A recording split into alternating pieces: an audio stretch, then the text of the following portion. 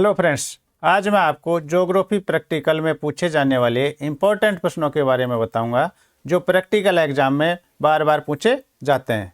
तो आइए देखते हैं प्रैक्टिकल एग्जाम 2024 के लिए इम्पोर्टेंट और उपयोगी प्रश्न उत्तर। फुल मार्क्स के लिए सभी प्रश्नों को ध्यान से देखें और समझें, तभी आप एग्जाम में फुल मार्क्स पूरे अंक ला सकते हैं। तो सबसे पहले क्वेश्चन है कि आंकड़ों के प्राथमिक स्रोत से आपका क्या तात्पर्य है। आंकड़ों के प्राथमिक स्रोत प्राइमरी डाटा हैं, उनकी मेथड कौन कौन से हैं, विधियां कौन कौन सी हैं। तो जो आंकड़े पहली बार व्यक्तिगत रूप से अथवा व्यक्तियों के समूह द्वारा किसी संस्था, एजेंसी या संगठन के द्वारा इकट्ठे किए जाते हैं, एकत्रित किए जाते हैं, उन्हें आंकड़ों के प्राथमिक स्रोत के नाम से जाना जाता है या प्राथमिक स्रोत कहते हैं। आंकड़ों के प्राथमिक स्रोत के जो मेथड हैं वो कौन कौन से हैं। तो आंकड़ों के प्राथमिक स्रोत के अंतर्गत जो मेथड आते हैं वो है व्यक्तिगत प्रेक्षण, इंटरव्यू, साक्षात्कार, प्रश्नावली, अनुसूची तथा अन्य विधियां। प्रश्नावली भी है और अनुसूची भी है। अब हम सबसे पहले व्यक्तिगत प्रेक्षण के बारे में जान लेते हैं कि यह सूचनाओं के उस संग्रह से संबंधित है जो व्यक्तिगत या व्यक्तियों के समूह के द्वारा क्षेत्र में प्रक्षेपण द्वारा इकट्ठी की जाती है, एकत्रित किया जाती है, कलेक्ट किया जाता है। इसकी दूसरी विधि है जो इंटरव्यू। तो इंटरव्यू क्या होता है, इसके अंतर्गत शोधकर्ता उत्तर देने वाले से प्रत्यक्ष सूचना क्या करता है, प्रत्यक्ष सूचना अपने संवाद के माध्यम से या बातचीत के द्वारा आंकड़ों को प्राप्त करता है। प्रश्नावली और अनुसूची। प्रश्नावली और अनुसूची में थोड़ा सा अंतर है, ये समझ लेते हैं। प्रश्नावली के अंतर्गत आवश्यक सूचनाओं को इकट्ठा करने, उपलब्ध करने के लिए केवल साक्षर और शिक्षित लोगों से ही संपर्क किया जाता है। साक्षर का मतलब जो पढ़ लिख लेता है उसे साक्षर कहते हैं। जबकि अनुसूची के अंतर्गत प्रश्नावली से मिलते जुलते केवल जांच पड़ताल से जुड़े प्रश्न होते हैं। प्रश्नावली और अनुसूची में सिर्फ इतना अंतर है कि प्रश्नावली में उत्तर देने वाला प्रश्नावलियों को स्वयं भरता है, खुद भरता है प्रश्नावली, जिससे प्रश्नावली दी जाती है वो उसका उत्तर खुद भरेगा। जबकि अनुसूची में परिगणक का मतलब है जो पूछने वाला है उत्तर देने वाले से प्रश्न पूछेगा और उसमें खुद लिखेगा। इसके अलावा जो अन्य मेथड है, अन्य विधियां हैं, वो प्राथमिक स्रोत आंकड़े एकत्रित करने के लिए दूर संवेदी यानी रिमोट सेंसिंग और वायु फोटो चित्र जो एयर फोटोग्राफ है उसके माध्यम से किया जाता है। ये दो विधियां हैं, ये महत्वपूर्ण विधियां हैं। वायु फोटो चित्र की सहायता से मनुष्य, मानव बस्तियों, यातायात के मार्ग, मिट्टी और भूमि उपयोग से के संबंध में सभी महत्वपूर्ण सूचनाएं एकत्रित की जाती है। इससे आसमान से हेलीकॉप्टर के माध्यम से फोटो लिए जाते हैं। अब क्वेश्चन नंबर 2 है कि माध्यिका तथा भौतिक की उपयोगिता, इसकी यूटिलिटी क्या है का वर्णन करते हुए इसके गुण और दोष के आधार पर इसका चित्रण करना है, वर्णन करना है, इनको बताना है। तो describe the utility of mean, median and mode on the basis of their merit and demerit.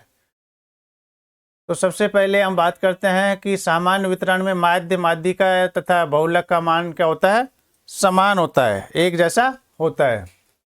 इनका मान क्या होता है, समान होता है।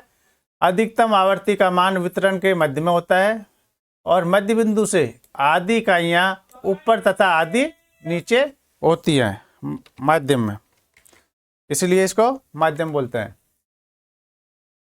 अधिकतर इकाइयां वितरण के मध्य में अर्थात माध्य के निकट होती हैं।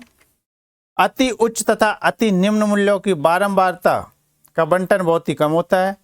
सामान्य वितरण वक्र की आकृति घटाकर वक्र जैसी होती है क्योंकि यह एक वक्र सम्मति होती है।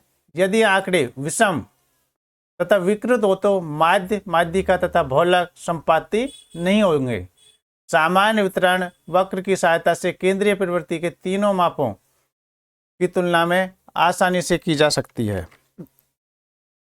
ये इसका हो गया। अब नेक्स्ट क्वेश्चन चलते हैं, हम देखते हैं question number 3।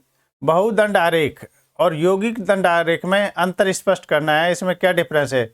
State the difference between multiple bar diagram and compound bar diagram.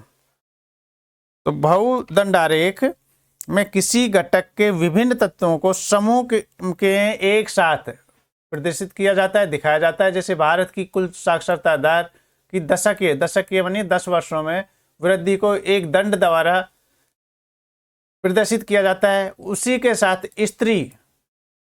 साथ में स्त्री पुरुष साक्षरता को भी अलग अलग दंडों के माध्यम से प्रदर्शित किया जाता है। जबकि यौगिक दंड आरेख है, उसमें किसी घटक को विभिन्न तत्वों के एक ही दंड पर प्रदर्शित किया जाता है। जैसे भारत में विद्युत का कुल उत्पादन कितना हुआ, एक दंड आयत पर दिखाया जाता है। उसी दंड पर तापीय विद्युत, जलीय विद्युत तथा नाभिकीय विद्युत के योगदान को उनकी मात्रा के अनुरूप दिखाया जाता है।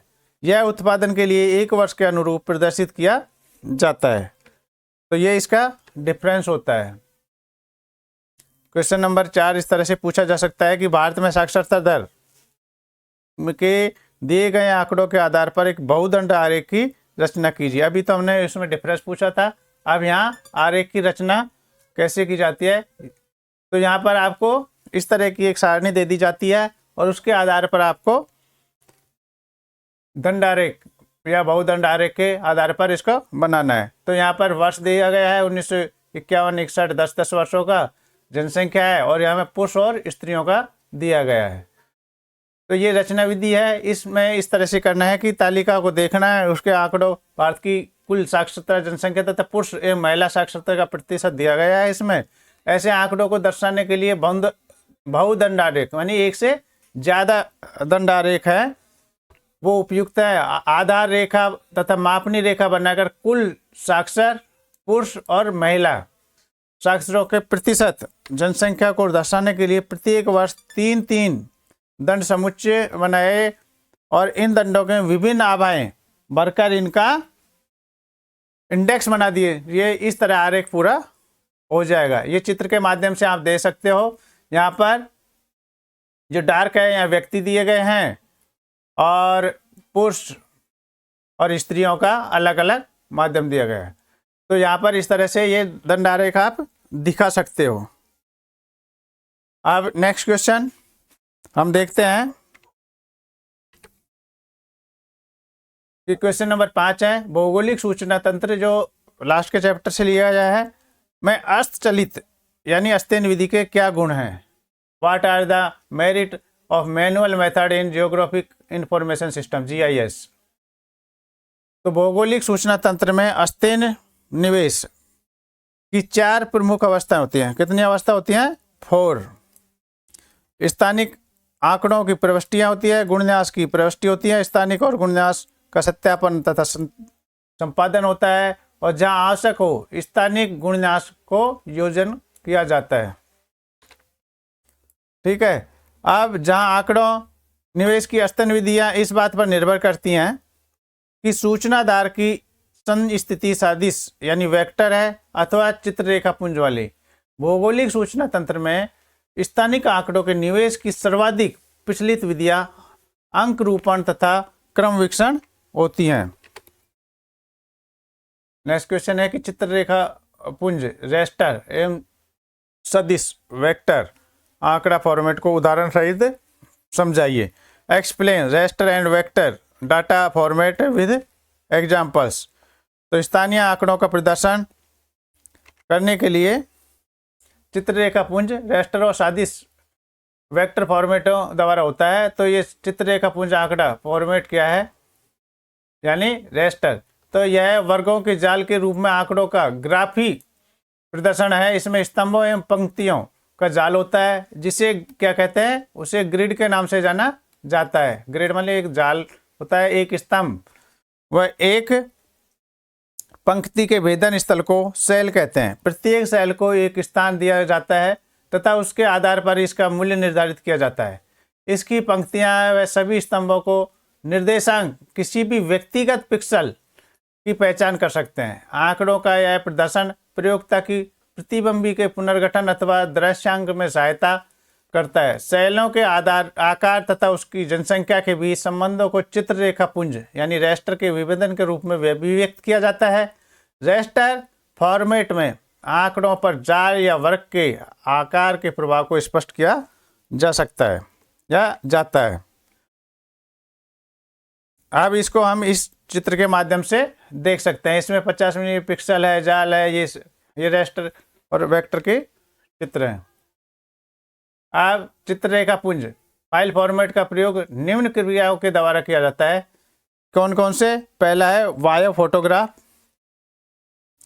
रिमोट सेंस, और दूसरा है उपग्रह प्रतिबंध, क्रम पर्यवेक्षित कागजी मानचित्रों के आंकिक प्रदर्शन के लिए किया जाता है।